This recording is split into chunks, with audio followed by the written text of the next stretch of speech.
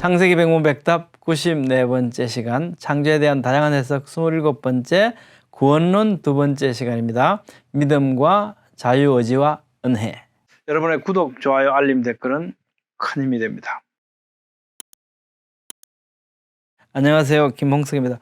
오늘은 믿음은 내가 자유의지로 선택한 것인지, 내가 결정한 것인지, 아니면 믿음은 하나님께서 주신 은혜인지 살펴보려고 합니다. 우리는 지난 시간에 살펴보았듯이 구원을 얻을 수 있는 길은 오직 우리 주 예수 그리스도를 믿는 믿음이라는 사실을 알고 있습니다. 그러므로 믿음은 인생에서 가장 중요하고 가장 큰 문제이죠. 살아있는 모든 사람은 누구나 죽음을 향해 나아가고 있지만 믿음은 우리에게 영원히 중요합니다. 그런데 구원에 이르는 이 믿음은 나의 자유의지로 현명한 선택을 한 것일까요? 아니면 하나님께서 나에게 은혜로 주셔서 내가 믿게 된 것일까요? 여러분 한번 생각해 보십시오. 오래도록 계속되어 온 이러한 논의가 왜 중요할까요? 성경이 말씀하시기 때문입니다. 하나님의 말씀이기 때문에 중요하죠. 교회 역사 가운데는요, 주 400년경에 이와 관련된 유명한 사건이 있었습니다. 어거스틴과 여기에 대해서 이제 펠라기우스가 반론을 제기하죠. 그렇게 해서 이제 펠라기우스 논쟁이라고 알려져 있습니다. 내용은 이렇습니다. 인간의 타락의 결과는 온 인류에게 미쳤느냐 아니면 아담에게 한정된 것이냐. 어거스틴과 펠라기우스를 비교합니다. 원죄는 있다. 원죄 이런 거 없다. 유전되는 죄. 죄가 유전된다? 아니다. 무슨 죄가 어떻게 유전되느냐.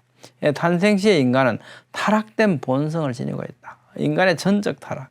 아니다. 중립적인 존재다. 생각해봐라. 우리가 이렇게도 할 수 있고 저렇게도 할 수 있는 우리 스스로 지금 생각해보면 우리에게 분명히 선택을 할 수 있는 자유의지가 있지 않느냐라고 말하는 거죠.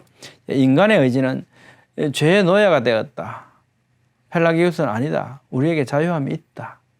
우리는 이렇게도 할 수 있고 저렇게도 할 수 있고 복음을 믿을 수 있고 안 믿을 수도 있고 이렇지 않냐라고 하는 항변이죠. 인간의 의지, 죄의 노예, 자유, 그리고 죄가 편만한 이유는 인간의 선천적 죄악성 때문에 인간은 죄를 짓지 않을 수 없다.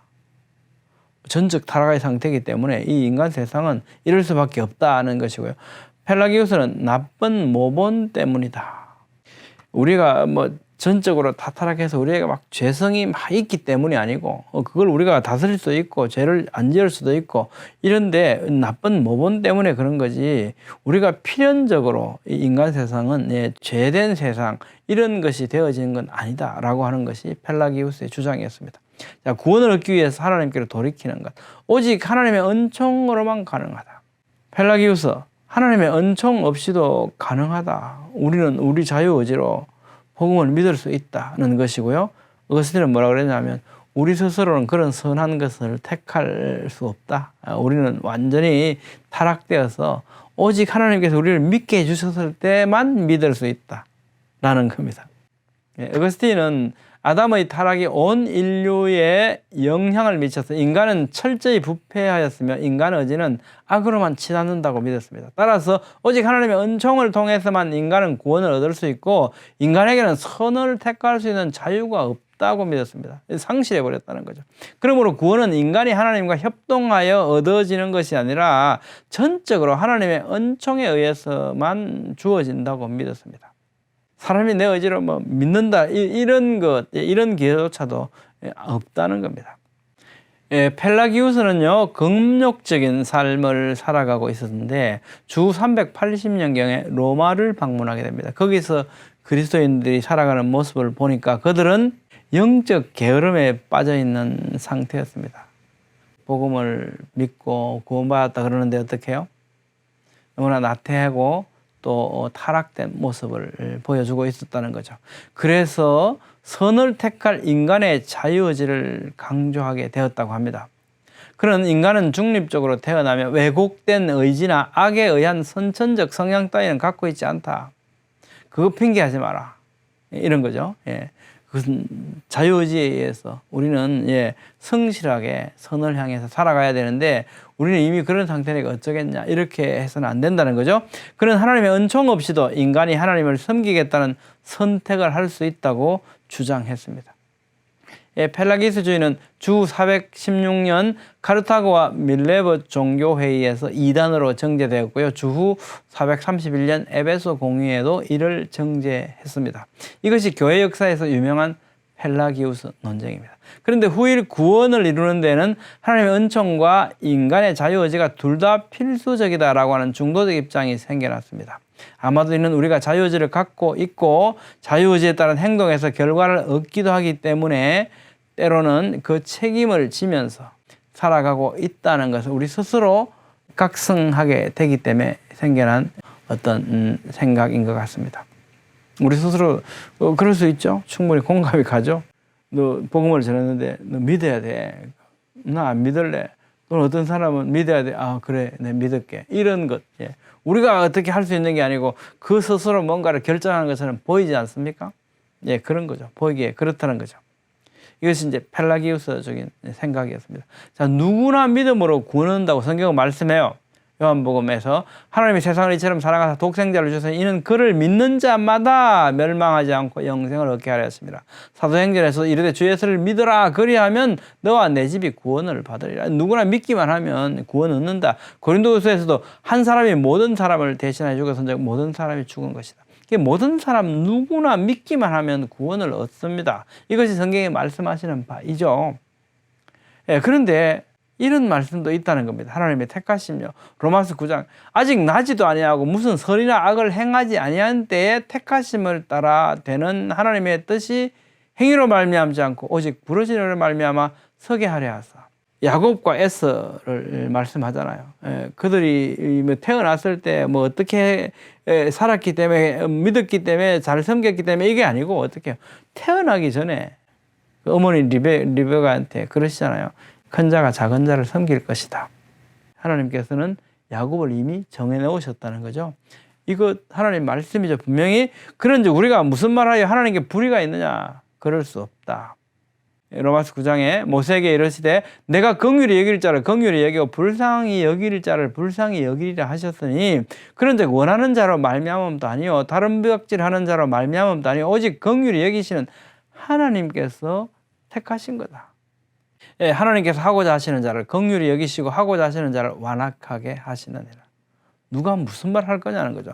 에베소 1장 4절 5절 곧 창세 전에 세상을 지으시기 전에 그리스도 안에서 우리를 택하사 우리로 사랑 안에서 그 앞에 거룩하고 흠이 없게 하시려고 그 기뻐신 뜻대로 우리를 예정하사 예수 그리스도로 말미암아 자신의 아들들이 되게 하셨다고 말씀합니다. 에베소 2장 8절 5절 너희는 그 은혜에 의하여 믿음으로 말미암아 구원을 받았다. 이것은 너에게서 난 것이 아니요 하나님의 선물이다. 우리의 이 믿음은 어떻게 해요? 은혜에 의한 거지. 우리가 뭘 했다고 아니다 하는 거죠. 구원받을 자를 하나님께서 어떻게 해요? 창세전에 택하셨다고 말씀해요. 우리가 거부할 수 없는 하나님의 말씀인 것이 분명하죠. 데살로니가 후서에도 하나님이 처음부터 너희를 택하사 진리를 믿음으로 구원을 받게 하셨다. 디모데서 1장 9절 하나님이 우리를 구원하사 거룩하신 소명으로 부르심은 우리의 행위대로 하심이 아니요 오직 자기의 뜻과 영원 전부터 그리스도 예수 안에서 우리에게 주신 은혜대로 하십니다. 구원받을 자를 하나님께서 창세전에 택하셨다는 거 아닙니까? 하나님의 은혜는 이렇게 나타납니다. 로마서 11장에 그죠? 그에게 하신 대답이 무엇이냐? 내가 나를 위하여 바알에게 무릎을 꿇지 아니한 사람 7,000명을 남겨두었다 하셨으니 그런즉 이와 같이 지금도 은혜로 택하심을 따라 남은 자가 있다. 만일 은혜로 된 것이면 행위로 말미암지 않음이니 그렇지 않으면 은혜가 은혜되지 못하느니라. 그러니까 전적으로 하나님께서 하셨다는 거죠. 그래야만 은혜가 은혜되는 것이다. 그렇지 않으면 은혜가 은혜되지 못하는 거다 라고 말씀합니다. 이것이 바로 하나님의 은혜의 정의입니다. 사도행전 8장에 보니까 주의 사자가 빌립에게 말하여 이르되 일어나서 남쪽으로 향하여 예루살렘에서 가사로 내려가는 길까지 가라 하니 그 길은 광야라. 일어나 가서 보니 이디오피아 사람 곧 에디오피아 여왕 간닥의 모든 국고를 맡은 관리인 네시가 예배하러 예루살렘에 왔다가 돌아가는데 수레를 타고 선지자 이사야 글을 읽더라. 성령이 빌립더러 이르시되 이 수레로 가까이 나아가라 하시거늘 빌립이 달려가서 선지자 이사야의 글 읽는 것을 듣고 말하되 읽는 것을 깨닫느냐. 대답하되 지도해 주는 사람이 없으니까 어찌 깨달을 수 있느냐 하고 빌립을 청하여 수레에 올라앉게 했습니다. 그러면서 읽는 성경 구절이 뭐냐 하니 일렀을 때 그가 도살자에게로 가는 양과 같이 끌려갔고 털 깎는 자 앞에 있는 어린 양이 조용함과 같이 그의 입을 열지 아니하였다. 이 말씀은 도대체 이게 누구인지 모르겠다는 거죠. 그래서 빌립이 알려주죠. 그러면서 빌립이 입을 열어 이 글에서 시작하여 예수님을 가르쳐 복음을 전합니다. 그러니까 이제 간다게가 나 세례 받고 싶다. 그러니까 이제 세례를 해주죠. 이때 주의 영이 이제 빌립을 이끌어 간지라. 내시는 기뻑의 길을 가므로 그를 다시 보지 못하니라.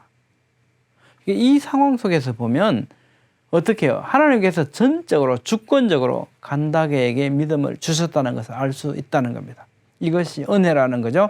하나님의 은혜가 없으면 어떻게 되냐. 요한복음 6장 65절 내 아버지께서 오게 하여 주시 아니하시면 누구든지 내게 올 수 없다 하였노라. 자신이 의지로가 아니고 어떻게 하나님께서 오게 해 주셔야 온다는 겁니다. 요한복음 17장 2절 아버지께서 아들에게 주신 모든 사람에게 영생을 주게 하시려고 만민을 다스리는 권세를 아들에게 주셨다.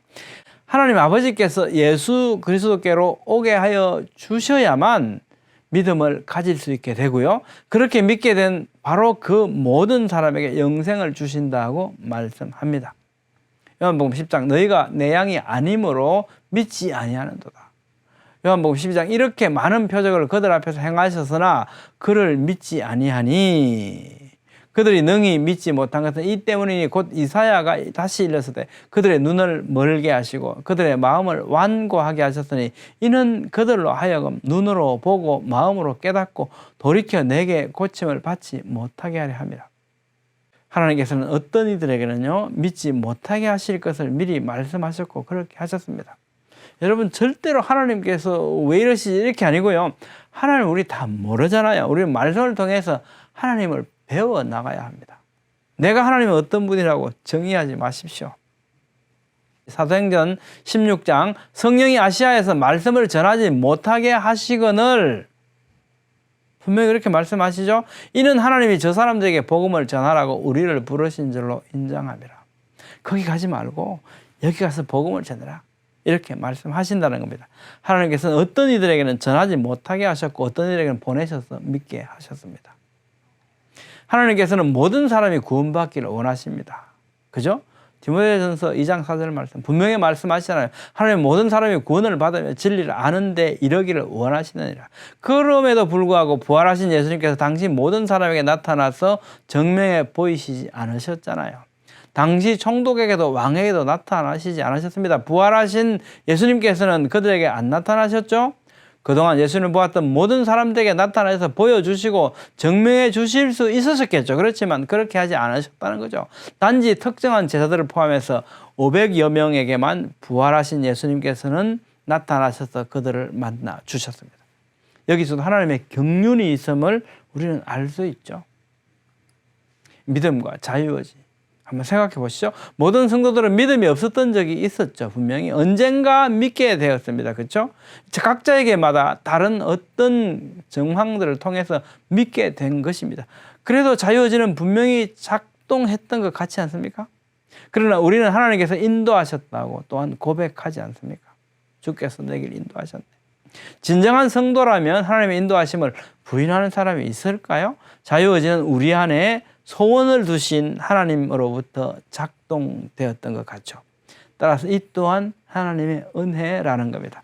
빌립보서 2장 13절 너희 안에 행하시는 이는 하나님이시니 자기의 기쁘신 뜻을 위하여 너희에게 소원을 두고 행하게 하신다고 말씀합니다. 여러분의 생각은 어떻습니까? 요한복음 3장 10절 하나님이 세상을 이처럼 사랑하사 독생자를 주시니 이는 그를 믿는 자마다 믿는 누구든지 멸망하지 않고 영생을 얻게 하라 하시며 그렇죠. 믿기만 하면 누구라도 영생을 얻습니다. 그런데 이 믿음이 아무나 가질 수 있느냐? 그렇지 않다라고 말씀하신다는 거죠. 에베소 1장 4절 5절 말씀. 곧 창세전에 그리스도 안에서 우리를 택하사 그 기쁘신 뜻대로 우리를 예정하사. 믿음은 하나님의 은혜, 택하심을 통해서 주는 하나님의 은혜라고 말씀하시거든요. 저는 이렇게 정리해 보겠습니다. 첫째, 하나님께서는 모든 사람이 구원받기를 원하십니다. 그러나 율법의 하나를 어기면 모두 어긴 것이며 누구나 스스로 착한 마음과 행실로 구원받을 수 없는 상태가 우리는 모두 되어 있다는 겁니다. 둘째, 우리에게 주신 유일한 구원의 길, 그리스도의 대속, 주 예수를 믿으라 하고 말씀하셨잖아요.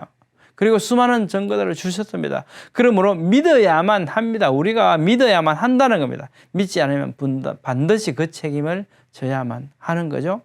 셋째, 창세전에 우리를 택하신 하나님의 은혜. 그러므로 나의 믿음은 내가 선택한 현명한 결단이라고 자랑할 수 없으며 오직 하나님의 은혜임을 알게 된다는 겁니다. 그래서 우리는 이 지식을 통해서 더욱 하나님께 모든 것이 나의 믿음이 하나님께서 주신 은혜이구나 라고 하는 것을 깨닫는 순간에 우리는 더욱더 감사하게 되고 더욱더 찬양하게 되고 또 하나님의 말씀을 따라 살아가려고 더욱더 노력하게 되는 이런 각성을 갖게 될 것입니다. 다음 시간에는 선택과 공의, 구원의 목적에 대하여 살펴보겠습니다.